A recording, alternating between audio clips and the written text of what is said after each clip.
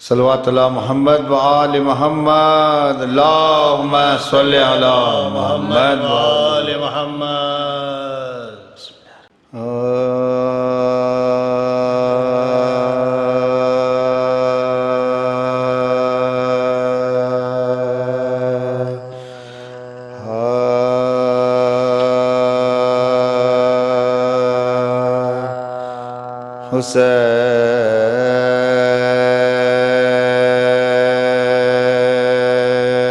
حسین جب کہ چلے باد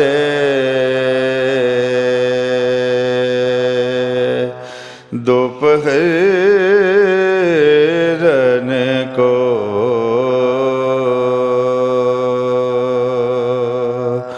کوئی نہ تھا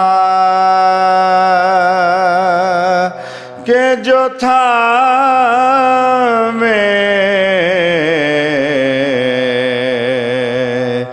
رکاب توسن کو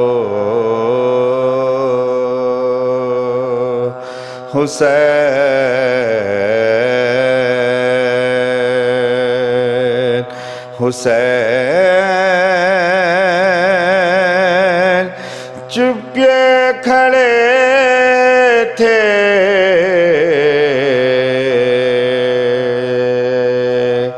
جھکائے گردن کو سکینہ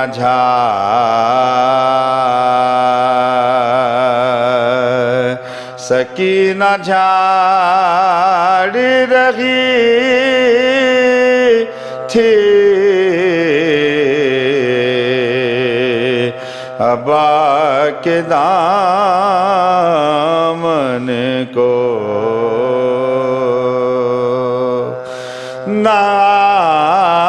ناصرہ تھا کوئی شاہ کربلائی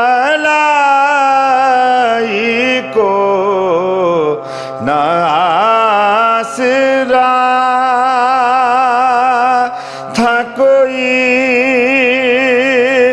شاہ کربلائی کو فقط بہن نے کیا تھا سوار بھائی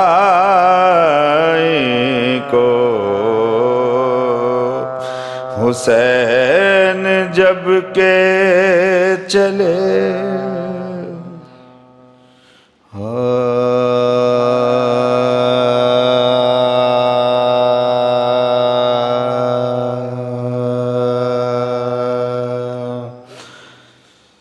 شبیہ ہے امام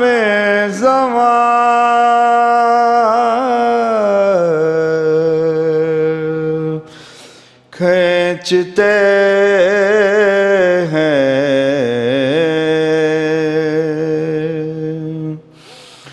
شبیہ ہے امام زمان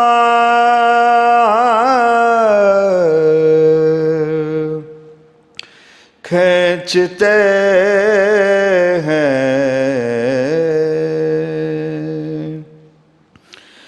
تصور میں تصویر جان کھینچتے ہیں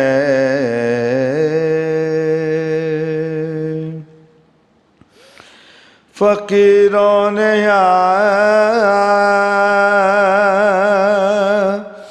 پاؤں پھیلا دیے ہیں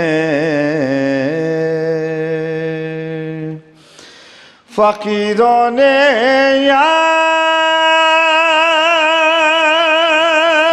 پاؤں پھیلا دیے ہیں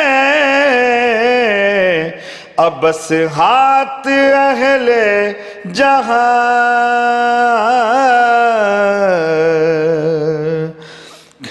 کھینچتے ہیں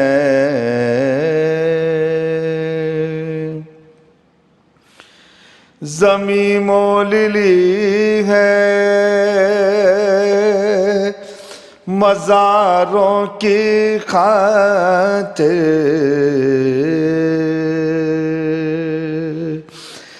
زمین مول لی ہے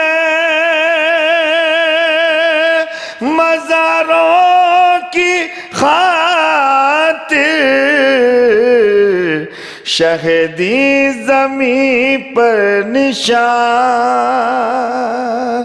شہیدی زمین پر نشان کھینچتے ہیں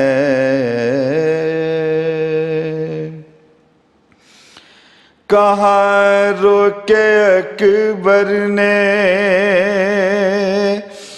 اے درد تھم جا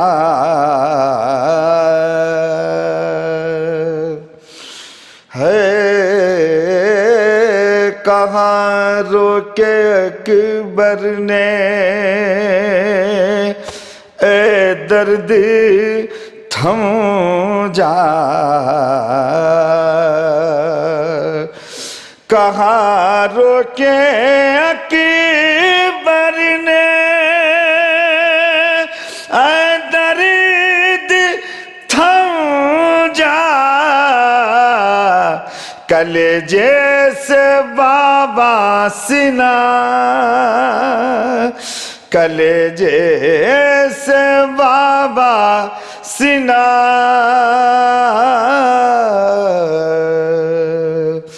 کھینچتے ہیں کہاں دوہری بیڑی کہاں پائے عابد کہاں دوہری بیڑی کہاں پائے عابد کہاں دوہری بیڑی کہاں پائے عابد یہ لنگر کہیں ناتوا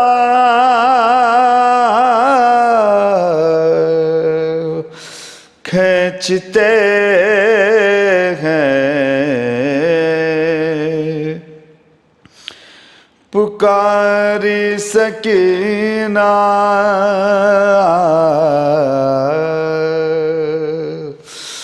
پکاری سکینہ دہائی ہے بابا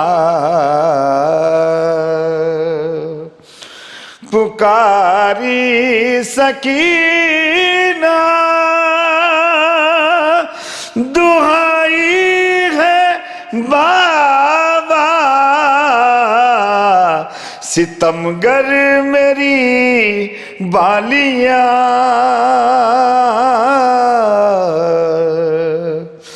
کھینچتے ہیں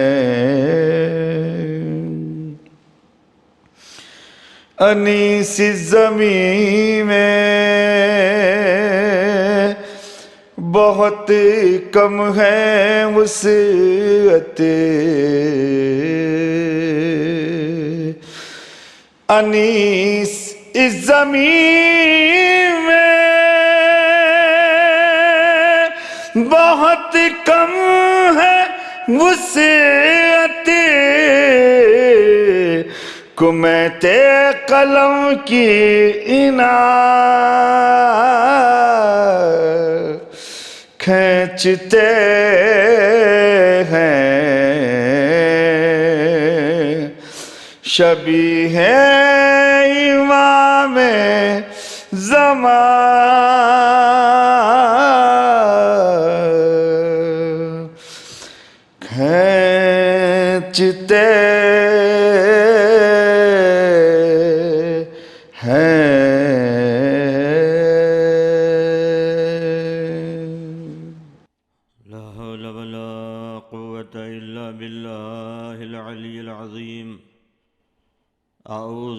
بكلمات الله التامات من شر ما خلق.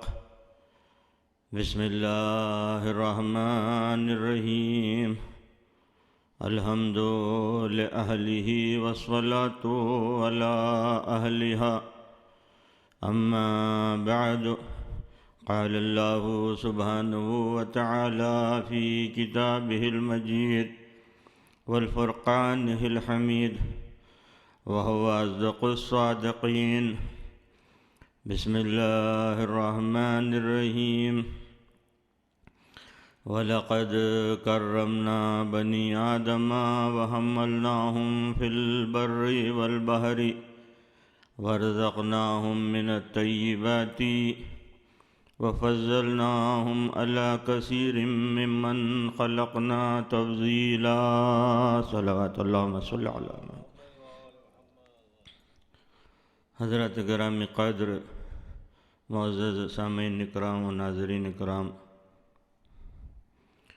ارشاد باری تعالی اپنی کلام بلاغت میں قرآن مجید، جس کی 17واں سورہ، جسے سورہ اسراء کہتے ہیں، موجودہ ترتیب کے اعتبار سے 17واں سورہ ہے، اس کی 70ویں آیت ہے غالباً، کہ جہاں اولاد آدم سے متعلق گفتگو کرتے ہوئے پروردگار عالم بیان کر رہا ہے کہ وَلَقَدْ كَرَّمْنَا بَنِي آدَمَ وَحَمَّلْنَاهُمْ فِي الْبَرِّ وَالْبَحْرِ وَرَزَقْنَاهُمْ مِنَ الطَّيِّبَاتِ وَفَضَّلْنَاهُمْ عَلَى كَثِيرٍ مِّمَّنْ خَلَقْنَا تَفْضِيلًا.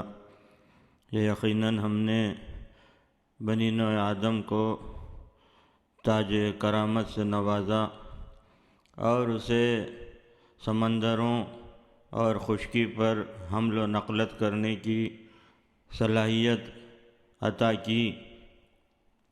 وَرَزَقْنَاهُمْ مِنَ الطَّيِّبَاتِ، بہترین طیب و طاہر اسے غذا فراہم کی. وَفَضَّلْنَاهُمْ عَلَى كَثِيرٍ مِّمَّنْ خَلَقْنَا تَفْضِيلًا، اور جتنی مخلوقات تھی ان تمام تر مخلوقات میں ہم نے اسے افضلیت، فضیلت عطا کی، اور تمام تر مخلوقات میں اسے اعلیٰ مقام عطا کیا. گفتگو اذہان عالیہ میں ہوگی کہ گزشتہ مجلس عزا میں یہی عنوان کہ اللہ اور انسان کے متعلق گفتگو تھی، اسی لیے میں نے اس آیت کا انتخاب کیا کہ توحید باری تعالی جو خالق ہے، پروردگار عالم، اس کا بھی ذکر ہو، اور اس نے جو مخلوقات خلق کی اس میں سے ایک مخلوق جسے انسان کہا جاتا ہے، اس سے متعلق بھی گفتگو ہے. اور ذات باری تعالی جو سمجھ سے ماورا ہے، پروردگار عالم، اسے مولا کائنات نے الفاظ کے ذریعے سے ذہن انسان کی وسعتوں کو پیش نظر رکھتے ہوئے ذہن انسان کے ظرف کے مطابق علی اسے توحید سمجھا رہے ہیں. اور یہ توحید بغیر علی کے سمجھی نہیں جا سکتی، اس لیے کہ وہ معبود نظر نہیں آتا، فہم و ادراک میں نہیں آتا، ذہن میں نہیں سماتا. تو پروردگار عالم نے اپنے اوصاف کے مظہر کے طور پر علی کو سامنے رکھا، لباس بشری عطا کیا، اور علی کے آنے کا اہتمام یہ کیا کہ اپنے گھر کا انتخاب کیا. پتہ چلا کہ علی اس ہستی کو کہتے ہیں کہ جنہیں اس سرزمین پہ آنے کے لیے کم از کم اللہ کا گھر درکار ہے. بعض لوگ اعتراض کرتے ہیں کہ علی اللہ کے گھر میں آئے، یہ بات ہم ماننے کے لیے تیار نہیں ہیں، گو کہ تاریخ سے پوری ثابت ہے بات. چنانچہ ایک موقع ایسا آیا کہ جب جشن مولود کعبہ کا اہتمام کیا گیا دہلی میں، تو وہاں پر لوگ فضائل علی بیان کر رہے تھے. انہی میں سے ایک جناب خواجہ حسن نظامی، جو خواجہ نظام الدین اولیاء کے پسرزادے ہیں، وہ تقریر کر رہے تھے. اسی دوران انہوں نے کہا کہ کہ میرے مولا علی کعبے میں ظاہر ہوئے، تب یہ بات گوارا نہیں ہوئی۔ جہاں حسب نسب درست نہیں ہوتا وہاں علی کی فضائل برداشت نہیں ہوتے۔ چنانچہ ناسبیوں کے مجمع میں سے ایک شخص اٹھا اور اس نے خواجہ حسن نظامی سے کہا کہ آپ یہ جو بات کہہ رہے ہیں مجھے اس بات کا حوالہ دیجئے۔ تو انہوں نے فی البدیہہ 70 کتب کے نام بتائے کہ اس میں موجود ہے، اس میں موجود ہے، اس میں موجود ہے۔ سننے والے کو نہیں ماننا تھا، نہیں مانا۔ اس نے کہا کہ میں ماننے کے لیے تیار نہیں ہوں۔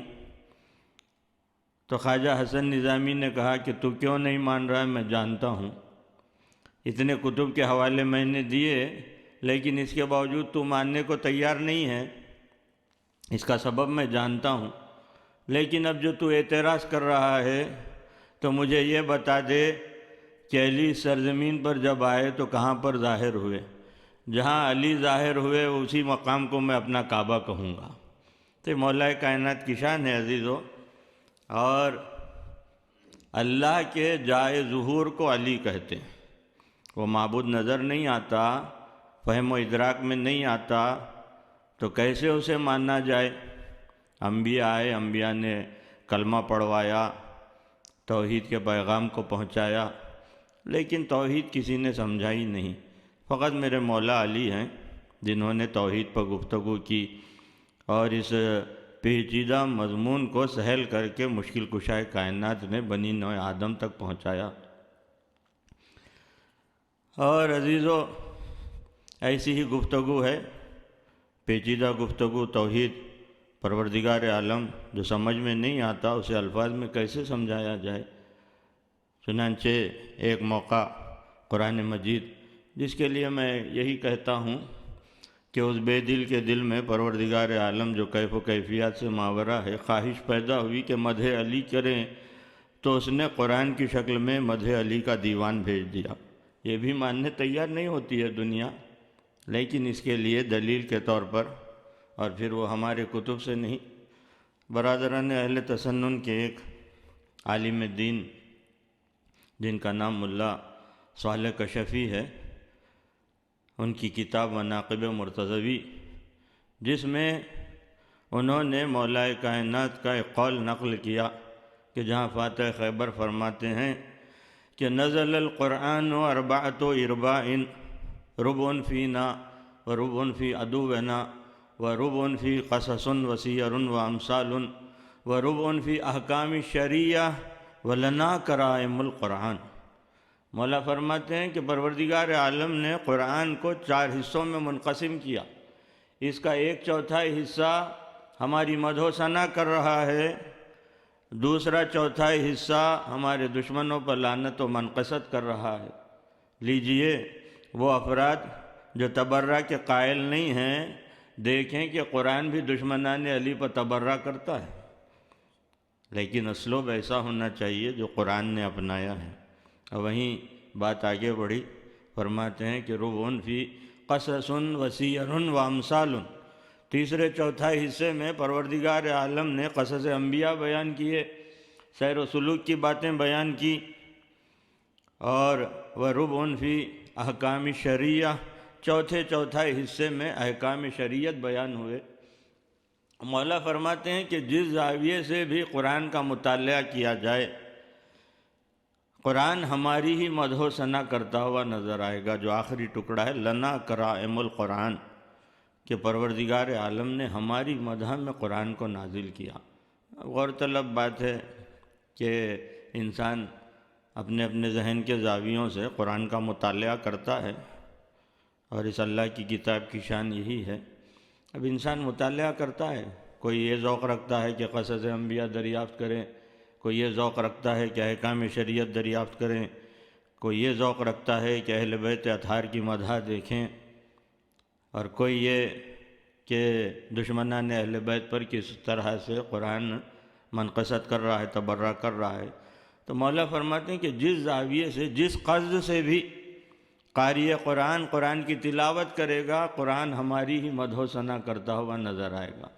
تو عزیزان گرامی، یہ مولا متقیان کی مدح کرتا ہوا قرآن یہاں پر ایک منزل ایسی آتی ہے سورہ ہود میں، جو قرآن مجید کا 11واں سورہ ہے، اس کی غالباً 7ویں آیت ہے، کہ جہاں ارشاد ہوتا ہے کہ وَهُوَ الَّذِي خَلَقَ السَّمَاوَاتِ وَالْأَرْضِ فِي سِتَّةِ أَيَّامٍ وَكَانَ عَرْشُهُ عَلَى الْمَاءِ، کہ وہ ہے پروردگار عالم کہ جس نے زمین اور آسمان کو 6 دنوں میں بنایا، وَكَانَ عَرْشُهُ عَلَى الْمَاءِ، کہ جب کہ عرش الہی الماء پر تھا۔ یہ واو جو آیا ہے واو حالیہ کہتے ہیں اسے، واو عاطفہ الگ ہوتا ہے جہاں اور کہا جاتا ہے، یہاں واو حالیہ یعنی وقت کو بیان کیا جا رہا ہے، جبکہ وقت نہیں تھا، اس زمانے کا ذکر ہے کہ پروردگار عالم نے 6 دنوں میں زمین اور آسمان کو بنایا۔ اس وقت بنایا جب کہ عرش الہی الماء پر تھا۔ الماء کا اردو میں ترجمہ پانی کیا جاتا ہے۔ عرش الہی جب پانی پر تھا، ایک لطیف منزل آئی کہ 6 دن کا تذکرہ ہوا، اور دن کا تعین تو آفتاب کے طلوع ہونے سے غروب الشمس تک ایک دن کہا جاتا ہے، پھر رات کا آغاز ہوتا ہے۔ ابھی آفتاب و مہتاب نہیں ہے لیکن 6 دن کا تذکرہ ہو رہا ہے۔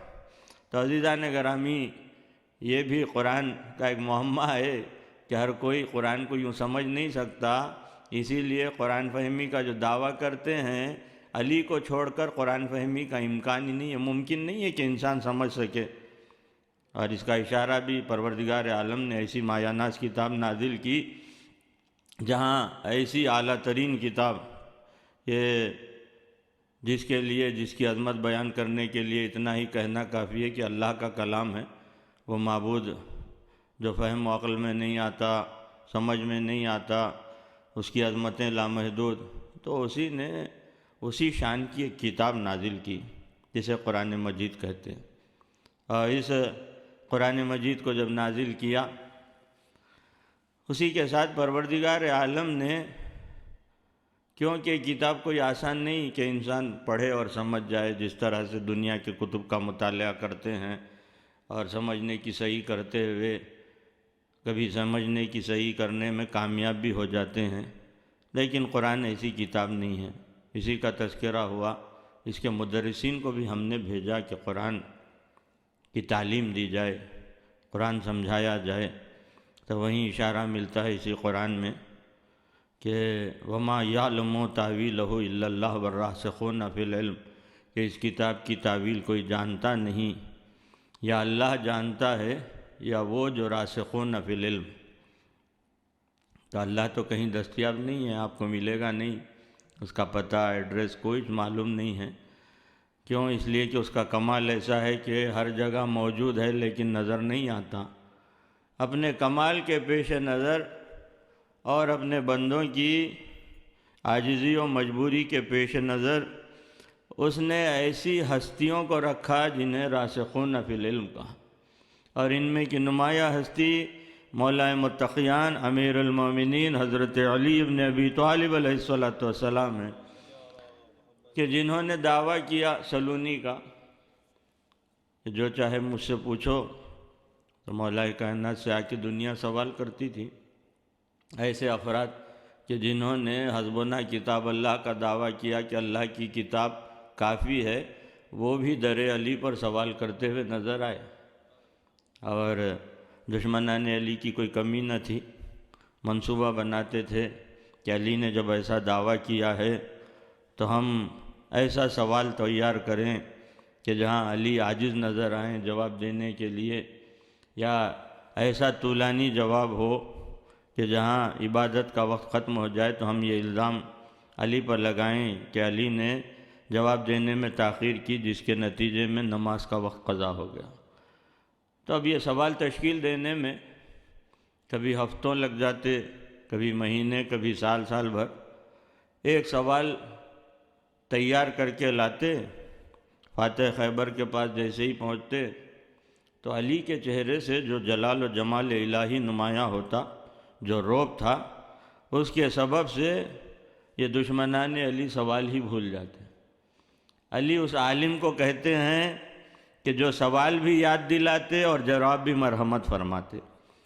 یہ اوج علم علی ہے جس کا تعین نہیں ہو سکتا۔ چنانچہ یہ جو آیت ہے کہ جہاں بیان ہوا کہ پروردگار عالم نے 6 دنوں میں زمین اور آسمان کو بنایا۔ یہ 6 دن کیا ہیں؟ دن کا تعین آفتاب کے طلوع ہونے سے غروب شمس تک ہوتا ہے۔ ابھی آفتاب و مہتاب نہیں ہے، لیکن 6 دن کا تذکرہ ضرور ہے۔ یہی بات مولا کائنات سے پوچھی گئی تو فرمایا کہ وہاں پر دن و رات کا تعین کرنے کے لیے آفتاب کے طلوع ہونے یا غروب ہونے کی احتیاج نہیں تھی، وہ عالم جانتا تھا، اور اس نے میرے حوالے کیا کہ میں زمین و آسمان کو بناؤں تو میرے لیے آفتاب کا طلوع ہونا یا غروب ہونا نہیں ہے، بلکہ میں جب تعین کروں تو آفتاب طلوع بھی ہوتا ہے، میں حکم دوں تو غروب بھی ہوتا ہے۔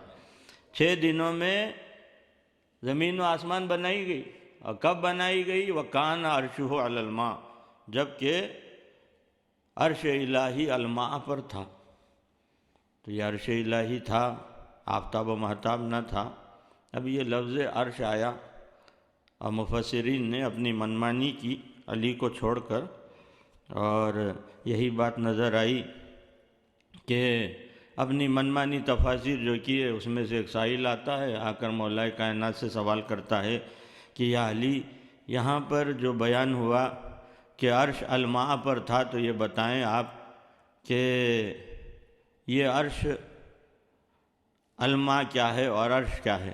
تو مولا کائنات نے اسی سے پوچھا کہ بتا کہ تیری سماعتوں تک کیا بات پہنچی؟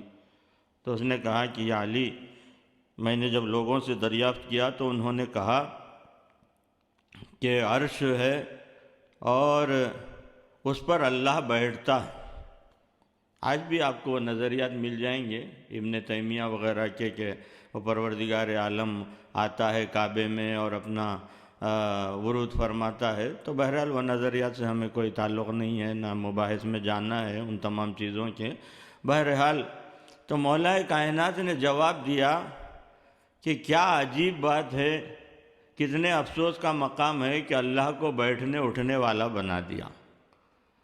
اور پھر مولا فرماتے ہیں کہ وہ اللہ حرکت نہیں کرتا، کسی مقام پر موجود نہیں۔ اگر مکان ہو تو مکان کا محتاج ہو جائے گا، جو محتاج ہو جائے اسے خدا نہیں کہا جاتا۔ یہ لطیف منزلیں علی ہی سمجھا سکتے ہیں توحید کی۔ چنانچہ مولا کائنات سے اس سائل نے کہا کہ مولا پھر ہے کیا یہ؟ تو مولا کائنات نے فرمایا عرش علم الہی کو کہتے ہیں۔ دیجئے، علم الہی کو کہتے ہیں تو علم کے لیے تو عالم کی ضرورت ہے۔ اب یہ علم الہی عرش الہی الماء پر ہے، تو پتہ چلا کہ الماء ظرف ہے اور عرش الہی مظروف ہے۔ اب عرش الہی جب مظروف ہے تو یہیں پر مولا سے جب یہ کہا گیا کہ اللہ بیٹھتا ہے، تو مولا نے کہا کہ اگر وہ بیٹھتا ہے تو عرش قوی ہو گیا، اللہ کمزور ہو گیا۔ کیوں؟ اس لیے کہ حامل الہی بن گیا عرش۔ مولا نے کہا کہ ایسا نہیں ہے، بلکہ عرش اللہ کے علم کو کہتے ہیں۔ سائل نے سوال کیا کہ مولا پھر یہ بتائیے کہ یہ الماء کیا ہے جو حامل عرش الہی ہے؟ عرش محمول ہوا، الماء حامل ہوا، تو یہ حامل عرش الہی الماء کیا ہے؟ تو مولا کائنات نے کہا کہ وہ ہم محمد و آل محمد ہے جو عرش الہی کو اٹھائے ہوئے ہیں۔ پتہ چلا کہ علم الہی کے جو حامل ہوتے ہیں انہیں محمد و آل محمد کہا جاتا ہے۔ تو عزیزان گرامی، یہیں پر سائل سوال کرتا ہے کہ مولا اس وقت زمین و آسمان کی تخلیق ہوئی کہ جب عرش الہی الماء پر تھا، تو یہ مجھے بتائیں آپ کہ یہ الماء جو محمد و آل محمد ہیں اور عرش الہی کو اٹھائے ہوئے ہیں، علم الہی کے حامل ہیں، تو یہ مجھے بتائیے کہ یہ عرش جب زمین و آسمان کی تخلیق 6 دنوں میں ہو رہی تھی، اس وقت عرش موجود تھا، تو یہ عرش کب سے ہے اور الماء کب سے ہے؟ تو مولا کائنات نے جواب دیا کہ تیری عقل اس کا تحمل نہیں کر سکتی، تو شمار نہیں کر سکتا اس مدت کو۔ کہنے لگا کہ مولا اگر میں شمار نہیں کر سکتا تو اس کا مطلب کوئی شمار نہیں کر سکتا اس مدت کو، میرا آپ کے اتنے قریب رہنے کا فائدہ کچھ تو ہونا یہ چاہیے کہ میری سمجھ میں آ جائے بات۔ تو مولا نے کہا کہ سمجھ سے ماورا ہے، لیکن علی اس ہستی کو کہتے ہیں کہ جو نہیں سمجھنے والی چیزوں کو بھی سمجھا دے۔ ہر معمے کا حل علی کے پاس موجود ہوتا ہے۔ تو مولا کائنات نے کہا کہ اگر تو اتنا سمجھنا ہی چاہتا ہے تو سن کہ اگر زمین و آسمان، مشرق و مغرب، شمال و جنوب، تمام تر فضا جتنی بھی موجود ہے، اسے اگر رائی کے دانوں سے پر کر دیا جائے اور تجھ سے کہا جائے کہ ایک ایک دانہ کر کے گن، جتنی مدت میں تو گن سکے گا اس سے 70,000 گنا زیادہ وقت سے ہم موجود ہیں۔ تو عزیزو یہیں پر لطیف باتیں آ جاتی ہے کہ مولا کائنات سے سوال کیا کہ مولا جب مکان و زمان نہ تھا، کچھ نہ تھا، آپ تھے، تو آپ جب تھے تو یہ بتائیں کہ آپ کب سے ہیں؟ تو مولا نے فرمایا کہ جب کب تھا نہ تب تھا، ہم اس وقت سے موجود تھے۔ جب لفظ کب نہیں بنا ہم اس وقت سے موجود ہیں، زمانہ نہیں تھا ہم موجود تھے۔ تو عزیزان گرامی، یہ مولا کائنات نے جو کہا کہ رائی کا دانے سے اگر زمین و آسمان تمام تر فضا پر کر دی جائے اور تجھ سے کہا جائے کہ ایک ایک دانہ کر کے گن، مجھے یہ بتائیے کہ رائی کے دانے جو بنائے ہوئے، ایک آدھ حجرہ نہیں کہا گیا، ایک آدھ علاقہ نہیں کہا گیا، یا کرۂ ارض بھی نہیں کہا گیا، بلکہ شمال سے جنوب، مشرق سے مغرب، زمین تا آسمان رائی کے دانوں سے پر کر دیا جائے۔ یعنی مستحیل ہے کہ انسان کوئی شمار کر سکے۔ یہ مولا کائنات کا جواب بتا رہا ہے کہ آل محمد کا فہم بھی انسان کے ادراک سے ماورا ہے، کوئی سمجھ نہیں سکتا کہ علی کس ہستی کو کہتے ہیں۔ بس اتنا مان لے دنیا کہ جائے ظہور الہی کو علی کہتے ہیں۔ تو عزیزان گرامی، یہ مولا کائنات کے فضائل اور علم لدنی کا مالک، علم الہی کا مظہر مولا کائنات، وہیں فضائل علی جہاں لامحدود ہیں، ایسے تمام تر معمے۔ ایک موقع وہ بھی آیا کہ اب کیا کیا جائے کہ ایسے گوشے آ جاتے ہیں کہ جن کے عرفانیات کو کھل کے بیان بھی نہیں کیا جا سکتا، اس لیے کہ کلیہ بتایا گیا۔ اہل بیت اطہار نے، ائمہ معصومین نے بیان کیا کہ کلم الناس علی قدر عقولہم، ہر بات ہر ایک کے سامنے کی بھی نہیں جا سکتی۔ تو عزیزان گرامی، اسی کو پیش نظر رکھتے ہوئے بڑی احتیاط سے گفتگو ہوتی ہے کہ یہاں پر مولا کائنات سے ایک سائل نے سوال کیا۔ قرآن مجید میں ایک لفظ آتا ہے جنب اللہ، یہ غالباً سورہ زمر کی آیت ہے، 39واں سورہ، جس کی 55ویں آیت، کہ جہاں بیان ہوا کہ واتبعوا، اتباع کرو، واتبعوا احسن ما انزل الیکم من ربکم من قبل ان یاتیکم العذاب بغتۃ وانتم لا تشعرون ان تقول نفس یا حسرۃ علی ما فرطت فی جنب اللہ وَإِن كُنتُ لَمِنَ السَّاخِرِينَ، اس کی اتباع کرو جو سب سے بہتر تمہاری جانب نازل کیا گیا ہے۔ تمام تر تنزیلات کو آپ لے لیں، قرآن مجید سے آغاز ہوتا ہے، مولا کائنات پر اختتام ہوتا ہے۔ یہیں پر جب انسان قدردانی نہیں جانتا ہے، انسان کی بھی گفتگو ہے، تو یہاں یہ بات بیان کر دوں کہ پروردگار عالم نے ایک شکوہ کیا ہے قرآن مجید میں، وَمَا قَدَرُ اللَّهَ حَقَّ قَدْرِهِ اِذْ قَالُوا مَا أَنزَلَ اللَّهُ عَلَى بَشَرٍ مِّن شَيْءٍ، کہ پروردگار عالم کی جو قدردانی کی جانی چاہیے تھی وہ نہیں کی گئی۔ کس لحاظ سے نہیں کی گئی؟ کہ جب تنزیلات کا انسان انکار کرتا ہے کہ اللہ کی جانب سے کوئی چیز نہیں آئی، تو یہاں اللہ کی قدردانی میں کمی ہوتی ہے۔ لیجئے، ہم اب تک یہی سمجھتے تھے کہ انسان کا قدردان نہیں ہوتا ہے، پتہ چلا کہ وہ خالق کا بھی قدردان نہیں ہے۔ کیوں؟ تنزیلات سے انکار کیا۔ اور انہی تنزیلات میں سب سے زیادہ افضل ترین تنزیل کو علی ابن ابی طالب کہتے ہیں۔ ایک صلوات بھیج دیجیے گا۔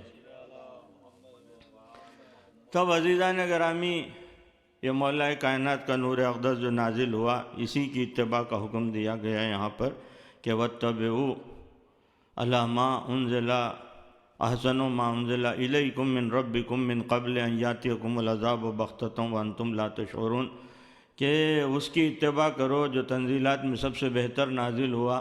اگر تم اتباع کرنے میں تاخیر کرو گے تو یکایک اچانک آنے والے عذاب میں مبتلا کر دیے جاؤ گے۔ عزیزو، ایک ایک جو پہلو آتا ہے اس پر طولانی گفتگو ہوتی ہے، بہرحال مختصر اور معین جو وقت ہے اسی میں باتوں کو سمیٹنا ہے۔ تو یہاں پر جو بیان ہوا کہ یکایک عذاب آ جائے گا اگر اتباع میں تاخیر کرو گے، یعنی یہاں پر مولا کائنات کی اتباع کی گفتگو ہو رہی ہے کہ علی کی اتباع کی جائے۔ انسان اتنا نافرمان کہ اتباع کرنے پر آمادہ نہیں، تو پروردگار عالم نے بھی غیظ و غضب میں آ کے کہا کہ اچانک آنے والے عذاب میں گرفتار کر دوں گا۔ اب یہ یکایک آنے والا عذاب کیا ہوتا ہے، تو اسے سمجھنے کے لیے پھر آپ کو میدان غدیر تک آنا پڑے گا کہ جہاں اللہ کے حبیب نے کجاووں کا منبر بنا کر اپنے بھائی علی کو ہاتھوں پر اٹھا کر اعلان کیا کہ من کنت مولا ہو فہذا علی مولا، کہ جس جس کا میں مولا ہوں اس کے علی مولا ہے۔ اعلان ہوا علی کی ولایت کا، اسی کے ساتھ اللہ کے حبیب نے اپنے دست دعا بلند کیے اور فرمایا کہ اللہم وال من والا وعد من عادا وانصر من نصر وخذل من خذل باری الہ، اسے دوست رکھ جو علی کو دوست رکھے، اسے دشمن رکھ جو علی کو دشمن رکھے۔ پتہ چلا کہ اللہ کا قرب بغیر علی کے حاصل نہیں ہو سکتا۔ دعا بھی تمام ہوئی کہ ایسے میں اس مجمع میں سے ایک شخص برآمد ہوتا ہے جس کا نام تاریخ نے حارث بن نعمان فہری بتایا، اور یہ شخص رسالت مآب کے سامنے آ کے کہتا ہے کہ آپ نے اب تک جو کچھ پہنچایا ہم نے مانا، نماز پہنچائی ہم پڑھتے ہیں، روزہ پہنچایا ہم رکھتے ہیں، حج پہنچایا ابھی ابھی حج کر کے آ رہے ہیں، لیکن یہ بات ہمیں منظور نہیں کہ آپ اپنے بھائی علی کو ہم پر مسلط کر دیں۔ تو اللہ کے حبیب نے کہا کہ میں کب اپنی مرضی سے کوئی کام کرتا ہوں، اور میرے قول و فعل کی تو قرآن ضمانت لیتا ہے، جو کچھ مجھ پر وحی ہوتی ہے میں وہی بیان کرتا ہوں۔ چنانچہ وہ قرآن کی آیت وما ینطق عن الہویٰ ان ہوا الا وحی یوحیٰ، کہ ہمارا حبیب تو کلام ہی نہیں کرتا جب تک کہ وحی نہ آ جائے۔ تو وحی کے ذریعے سے کلام ہو رہا تھا، امر الہی تھا کہ یہ اعلان ولایت کیا جائے۔ حارث بن نعمان فہری کہتا ہے کہ میں ماننے کے لیے تیار نہیں ہوں۔ تو اللہ کے حبیب نے کہا کہ تیری مرضی ہے، مانتا مان یا نہیں مانتا مت مان۔ بڑبڑاتا ہوا اپنی اونٹنی کی سمت چلا اور آسمان کی جانب دیکھ کر کہتا ہے کہ بار الہ، اگر یہ محمد نے کہا ہے تب بھی منظور نہیں، اگر تیرا حکم ہے تب بھی مجھے منظور نہیں، اگر تیرا حکم ہے تو مجھے منظور نہیں ہے، میرے لیے عذاب بھیج دے۔ اب پھر قرآن بیان کرتا ہے کہ سأل سائل بعذاب واقع، کہ سائل نے اپنے منہ سے عذاب مانگا۔ اب یہ عذاب کیا ہوتا ہے، عذاب کا قاعدہ کیا ہوتا ہے؟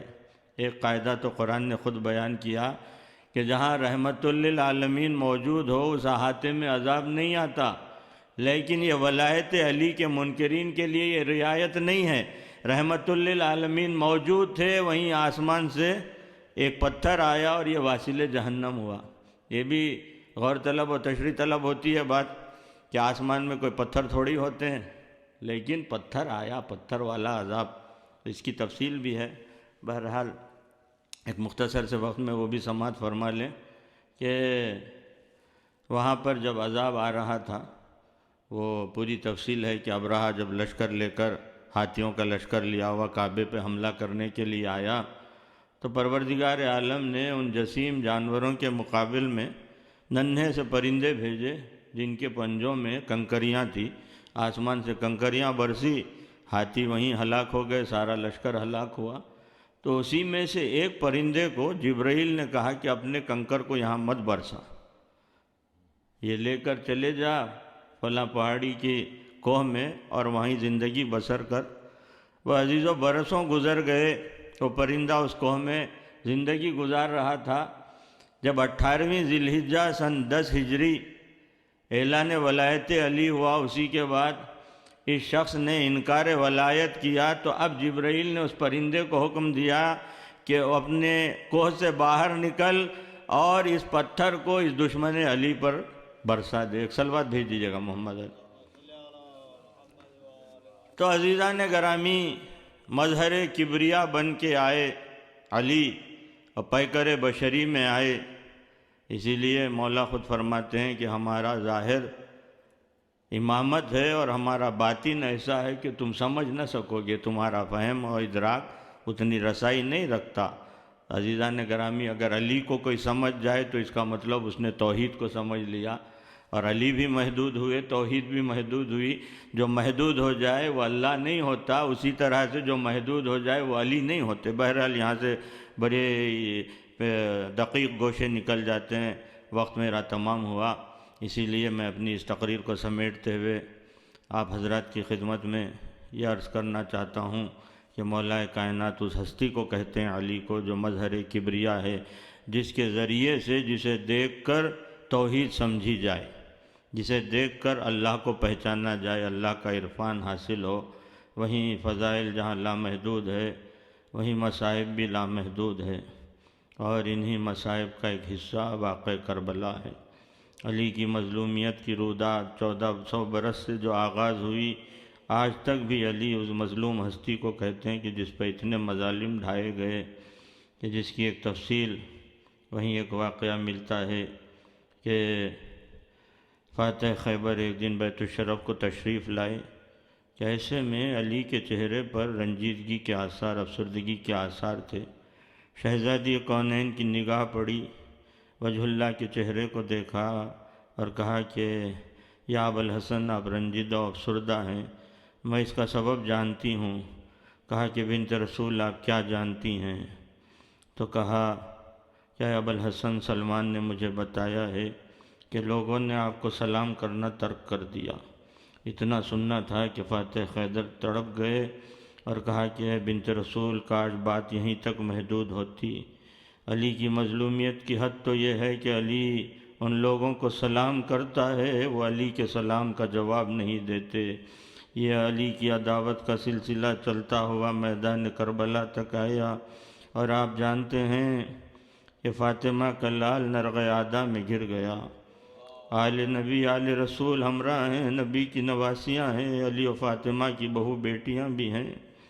بالآخر یوم 9 محرم سن 60 ہجری کی جو تاریخ آئی سن 61 ہجری میں، تو وہ تاریخ ایسی تھی کہ فاطمہ کا لال ہر طرف سے نرغ عادہ میں گر گیا۔ کوئی موقع، کوئی جگہ ایسی نہ تھی جہاں سے حسین کے لیے نصرت آئے، اور یہ غربت و تنہائی۔ اور پھر وہی 9 محرم کی تاریخ جو آئی تو فاطمہ کے لال نے اپنے بھائی ثانی حیدر حضرت عباس کو بھیجا تاکہ ایک دن کی مہلت حاصل کی جائے۔ یہ حسین مہلت حاصل نہیں کر رہے تھے بلکہ مہلت دے رہے تھے کہ اب بھی انسان سنبھل جائے اور انسانیت کو اپنا لے۔ بالآخر 9 محرم کا دن جو گزرا، رات جو آئی، یہ رات اپنے ساتھ سود و گداز کو لائی، اور وہاں خیام حسینی میں اصحاب حسینی عبادتوں میں مصروف تھے۔ ایسی عبادت کے تاریخ بیان کرتی ہے کہ خیام حسینی سے شہد کے مکھیوں کی بھن بھناہٹ کی آواز کی مانند آواز آ رہی تھی۔ وہ تسبیح و تہلیل میں اصحاب حسینی مصروف ہیں۔ اسی کو حضرت انیس نے نظم کر کے بیان کیا کہ سر تھے سجادوں پر تو عرش معلیٰ پر نماز، موم فولاد ہوئے آوازوں میں وہ سوز و گداز، سر تھے سجادوں پر تو عرش معلیٰ پر نماز۔ ایسی عبادتوں میں انصاران حسینی مشغول ہیں کہ وہیں شب عاشور کے واقعات میں یہ ملتا ہے کہ ایک جانب سے شمر آ کر آواز دیتا ہے کہ میں ثانی حیدر عباس سے ملاقات چاہتا ہوں۔ عباس ملنا تو نہ چاہتے تھے، لیکن حسین نے کہا کہ بھائی جا کر دیکھو کہنا کیا چاہتا ہے۔ اور پھر ثانی حیدر برآمد ہوئے باہر، تو اس شقی نے کہا کہ عباس، میں تمہارے لیے امان نامہ لایا ہوں۔ یہ سننا تھا کہ اس قدر ناگوار گزرا کہ کہا کہ اے شقی، تجھ پر بھی لعنت ہے، تیرے سامان نامے پر بھی لعنت ہے۔ میرے لیے تو امان لایا ہے، لیکن نبی کے نواسے علی و فاطمہ کے بیٹے کے لیے امان نہیں۔ یہ کہنے کے بعد امان نامے کے پرزے کر دیے، ہوا میں بکھیر دیے، پلٹ کر خیمے میں داخل ہوئے۔ حسین نے دریافت کیا کہ اے بھیا کیا رودات گزری؟ بیان کرنا بھی نہ چاہتے تھے، لیکن جب حسین نے کہا تو بیان کرنا ضروری تھا۔ کہا کہ آقا امان نامہ لایا تھا۔ حسین کی مشیت حسین جانے، مصلحت حسین جانے، حسین مشیت الہی کا نام ہے۔ اتنا کہا کہ اے بھیا کیا ہی اچھا ہوتا کہ آپ چلے جاتے، یہ سننا تھا۔ ادب جو مانے تھا، حسین کا ادب ایسا تھا کہ سر جھکا کر کچھ نہ کہا، بلکہ خیمے کا پردہ الٹ کر باہر برآمد ہوئے، قناتوں کی حدود کو عبور کیا، صحرا میں ایک سمت کو جانے لگے۔ آگے آگے عباس جاتے ہیں، پیچھے پیچھے فاطمہ کا لال۔ اسی کے ساتھ ایک مرتبہ حسین نے کہا کہ بھیا تمہیں حسین کے حق کا واسطہ ذرا ٹھہر جاؤ۔ عباس ٹھہر گئے۔ کہا کہ بھیا کیا ارادہ ہے؟ کہا آقا نجف جاؤں گا، اب بابا سے کہوں گا کہ بابا شب 20 یکم ماہ رمضان سن 40 ہجری جس آقا کے حوالے آپ نے مجھے غلامی میں دیا تھا، اس آقا نے مجھے آزاد کر دیا۔ حسین تڑپ گئے، بھائی کو گلے سے لگا لیا، کہا ہے میرے بھیا تجھ جیسا جانثار و وفادار بھائی حسین کو کہاں ملے گا؟ بعزیزو یہ بھائی کس قدر یاد آیا جب فاطمہ کا لال زخموں سے چور زین فرس سے زمین پر آنے لگا۔ اسی کے ساتھ عباس کو آواز دیا، عباس میں تنہا ہو گیا، اے بھیا ذرا نہر سے اٹھ کے آؤ۔ اس کے آگے کی منزلیں کہ جب شمر سینے پر سوار تھا، حسین کے پیاسے گلے پر خنجر چل رہا تھا، تو حسین کی نگاہیں فرات کی جانب دیکھ رہی تھی۔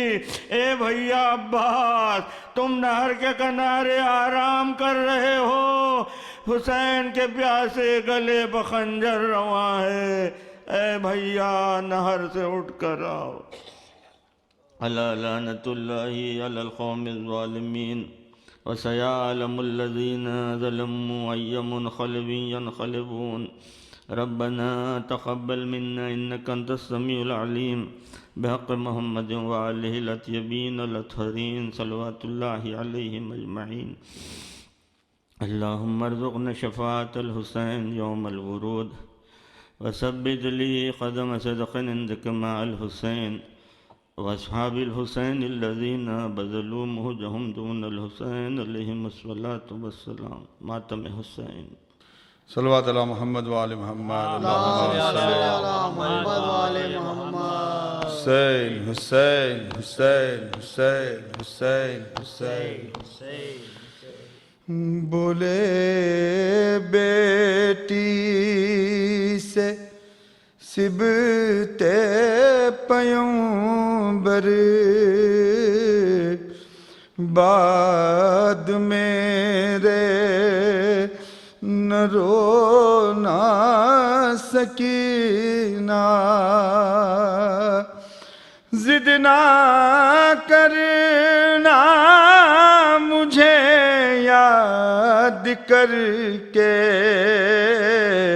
ماں کی گودی میں سونا سکینہ، بولے بیٹی سے سبتے پیغمبر بعد میرے نہ رونا سکینہ۔ ہاں ہم بہت دور جائیں گے بی بی، اب نہ صورت دکھائیں گے بی بی، ہم اگر یاد آئیں گے بی بی تم نہ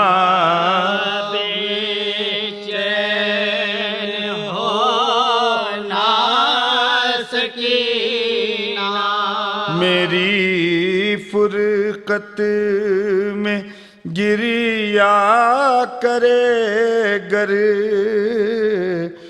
یا انہیں یاد آ جائے اصغر ماں کو رونے نہ دینا تو دلبر منہ پا مورا کہ سونا سکینہ ضد نہ کرنا مجھے یاد کر کے ماں کی گودی میں سونا سکینہ بی بی آئے تمہیں گر میری یاد روکے کرنا نہ تم زار و فریاد ورنہ تم پر بہت ہوگی بیداد مار کھانا نہ رونا سکینہ بعد میرے تو دکھی یاری ہوگی تجھ کو ایذا میری پیاری ہوگی زندگی پھر تجھے بھاری ہوگی تجھ کو ہے قید ہونا سکینہ ضد نہ کرنا مجھے یاد کر کے ماں کی گودی میں سونا سکینہ بولے بیٹی سے صفت تے پیامبر بعد میرے نہ رونا سکینہ حسین حسین حسین یا علی عباس عباس ہائے ہائے ہائے ہائے ہائے ہائے السلام علیکم یا ابا عبداللہ السلام علیکم ابن رسول اللہ خصوصاً سیدی و مولا یا ابو الفضل العباس ابن امیر المؤمنین ورحمت اللہ وبرکاتہ السلام علیکم یا غریب الغرباء السلام علیکم یا معین الضعفاء والفقراء السلطان یا ابو الحسن یا ابن موسیٰ یا رضا ورحمت اللہ وبرکاتہ صلی اللہ علیہ یا صاحب العصر والزمان شرک القرآن من فی دد زمان امام الانس والجان الامان الامان الامان عجل اللہ تعالی فرج